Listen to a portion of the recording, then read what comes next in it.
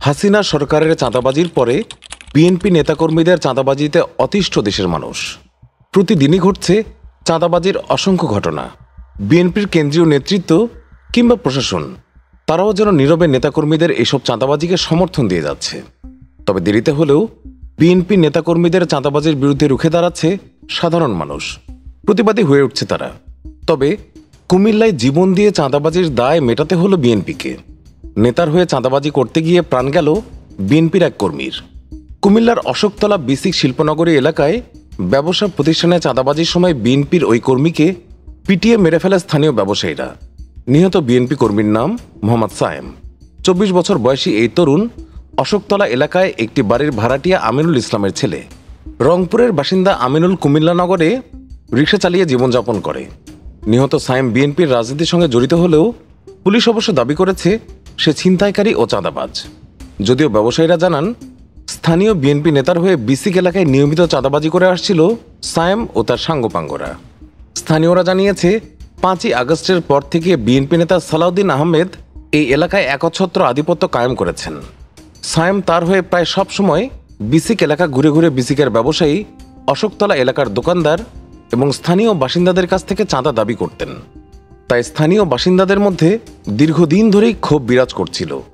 ঘটনার দিন সন্ধ্যায় বিসিক শিল্পনগরী জান্নাত ফুড প্রোডাক্টস নামের একটি কারখানায় উৎপাদিত শনপাপড়ি খেতে গিয়ে সেখানেও চাঁদা দাবি করেন সায়েম। এ সময় সেখানে হাত পা বেঁধে তাকে আটক করে মারধর করেন উত্তেজিত জনতা। পরে গুরুতর আহত অবস্থায় তাকে কুমিল্লা মেডিকেল কলেজ হাসপাতালে নিয়ে গেলে কর্তব্যরত চিকিৎসক সায়েমকে মৃত ঘোষণা করেন। এরপর ওই এলাকায় বিএনপি নেতাকর্মীরা জড়ো হলে উত্তেজনা ছড়িয়ে পড়ে।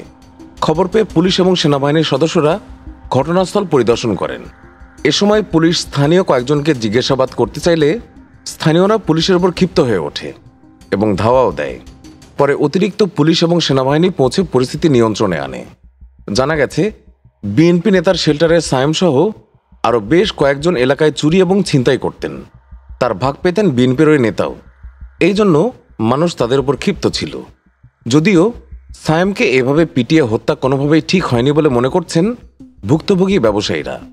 বরং তাকে চাঁদা দাবির সময় আটকের পর পুলিশের হাতে তুলে দেওয়া যেত বলেও অনেক ব্যবসায়ী মত প্রকাশ করেছেন। এই ঘটনার পর অভিযুক্ত সেই বিএনপি নেতা সালাউদ্দিনকে খুঁজে পায়নি পুলিশ। তবে স্থানীয় বিএনপির অন্য নেতারা চাঁদাবাজির এই ঘটনায় বিএনপির জড়িত থাকার বিষয়টি অস্বীকার করেছে। তাদের দাবি, সায়েম হত্যাকে ভিন্ন খাতে নেয়ার উদ্দেশ্যে বিএনপিকে জড়ানো হচ্ছে। কুমিল্লা কোতোয়ালি মডেল থানার ভারপ্রাপ্ত কর্মকর্তা মঈনুল ইসলাম বলেছেন, সায়েম এলাকায় চাঁদাবাজি করতেন। প্রাথমিক তদন্তে জানতে পেরেছেন সায়েম একজন পেশাদার ছিনতাইকারী ও চাঁদাবাজ।